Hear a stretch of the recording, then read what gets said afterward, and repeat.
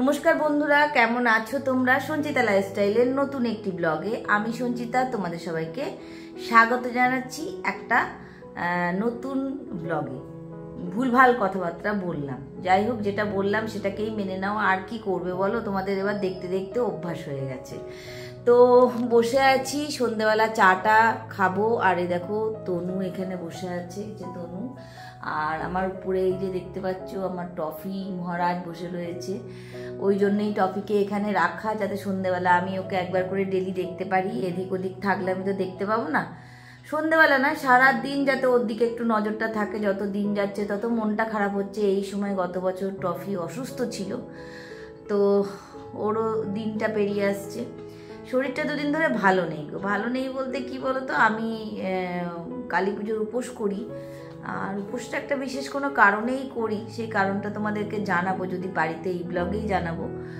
আর উপোস টুপোস করে না প্রচুর শরীর খারাপ হয়। কারণ কি বলতো, এখন ডায়াবেটিস হয়ে গেছে। সকাল থেকে ঠিক করে না খাবার খাওয়া হয়, না জল খাওয়া হয়, কিছু খায় না, ওষুধগুলো খায় না। কারণ ডায়াবেটিসের ওষুধ খাবার না খেলে তো খাওয়া যায় না। তো রাত্রেবেলা সেই খেতে খেতে উপোস করে শেষ হতে হতে, পুজো হতে হতে, একটুখানি মুখে প্রসাদ দিতে দিতে মোটামুটি 11:30 12টা তো হয়েই যায়। দুদিন এত শরীর খারাপ লাগছে, উঠতে ইচ্ছাই করছে না। তো আজকে তো সকাল থেকে যেমন তেমন বাসি এটা ওটা, ফ্রিজে নানা রকম 4-5 রকমের তরকারি ছিল, একটু আধটু করে সেই দিয়ে চালিয়েছিলাম। সন্ধ্যেবেলা ভাবলাম তোমাদের সাথে একটু কথা বলি, ব্লগটা শুরু করি, নাহলে চ্যানেল খালি বসে থাকবে। তো ব্লগটা শুরু করলাম। তো সঙ্গে থাকো, দেখতে থাকো কি করি। একটু চা খাবো, চাটা নিয়েই বসেছি। এই দেখো তনু চা বানালো, চাটা নিয়েই বসেছি। তো দেখি কি করি না করি, তারপর আবার তোমাদের সঙ্গে কথা বলছি।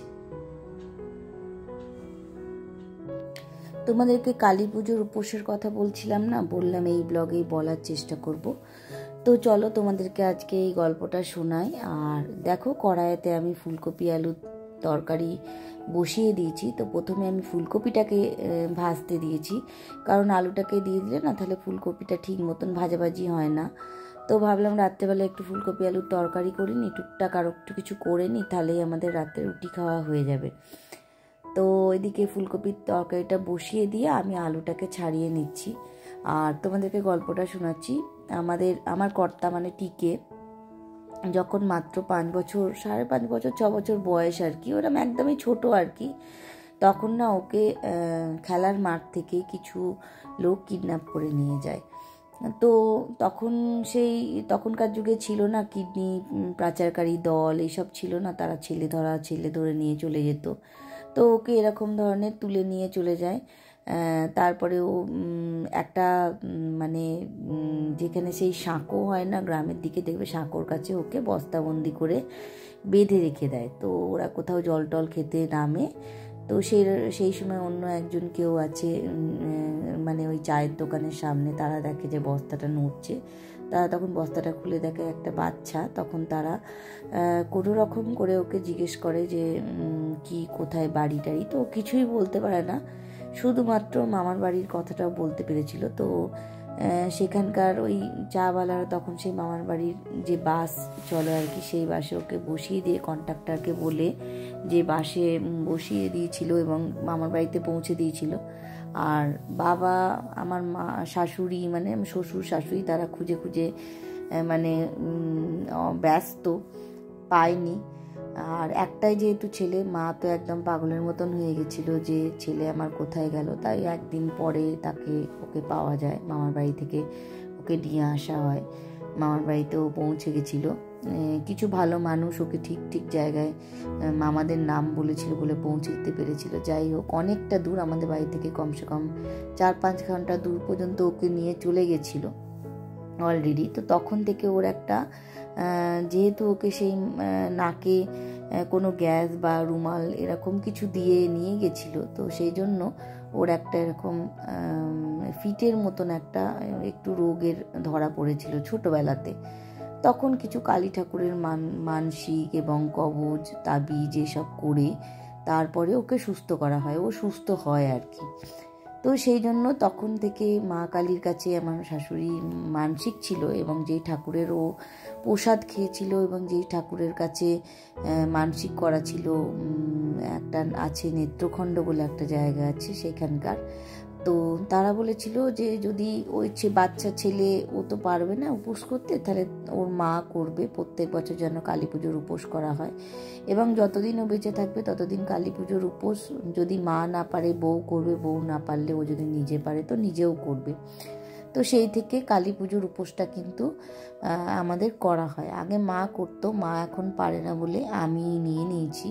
আমি বলেছি যে আমায় দাও, আমি যতদিন পারি করব, তারপরে যদি টিকে পারে তো টিকে পড়বে। আসলে টিকে ডিউটিতে থাকে বলে আমরা চাই যে ওকে দেব না। আর এই কোটোটা দেখছো, এটা আমি মিশো থেকে নিয়ে এসেছি। 4টে খাপ আছে, হলুদ, লঙ্কা, ধনে আর জিরে আমি রেখেছি এটার মধ্যে। খুব ভালো, কিন্তু 4-5টা আলাদা আলাদা কোটোর জায়গায় একটা কোটোতেই পুরো মশলাটা রাখা যাচ্ছে। তো আমার তরকারি কাটা হয়ে গেছে, আলুগুলো আমি দিয়ে দিয়েছি। এরপরে একটু ভাজা নাড়াচাড়া করে নিলেই আমার তরকারিটা মোটামুটি হয়ে যাবে। একটু শুকনো শুকনো করে ফুলকপি আলু ভাজার মতনই করব, মশলা দিয়ে করব, যাতে রুটিটা খেতে ভালো লাগে।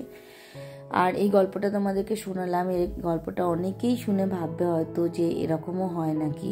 হ্যাঁ, এটা সত্যি ঘটনা, আর এটা হয়েছিল। আর তখন কিন্তু এইগুলো অনেক শোনা যেত, যে কিডন্যাপ করে নিয়ে গেছে এইসব। এই লোকটা দেখো বসে বসে কি করছে, ডেলিকা কাজ ওর। কি করছে গো? বাহ, খুব সুন্দর জিনিস। ওই জায়গাটা দেখে দেখে তোকে লোক বলছে কি এমনি আর অন্য কোথাও বসেন না।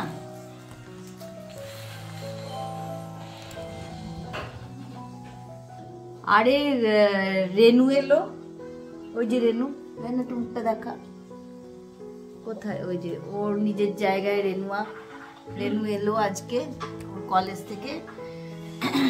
কদিন এখন থাকবে, যতদিন ওর দিদি আছে।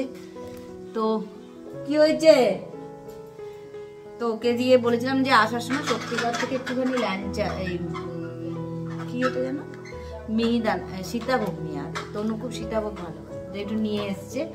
একবার উঠলাম, উঠে গিয়ে আমাদের ওখানে বাড়ির ওখানে যে প্যান্ডেলটা আছে, প্যান্ডেলটা একটু ঘুরে এলাম, দিয়ে সীতাভোগটা 1 চামচ খেতে বসলাম।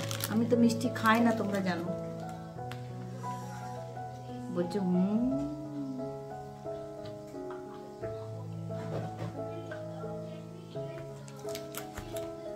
ভালো মিষ্টি কম। রেনু কত টাকা নিয়েছে? 500 দাম। বাপরে,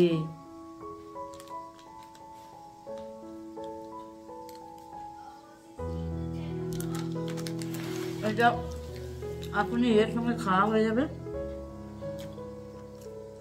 রুটির সাথে। আমি ফুলকপির তরকারি করলাম, এডিটিং করি, তারপর রুটি খাওয়া হবে। তো চলো সঙ্গে থাকো, দেখতে থাকো ব্লগটা, কি কি করি না করি। বাই। খাওয়ার সময় আবার তোমার সঙ্গে কথা বলবো।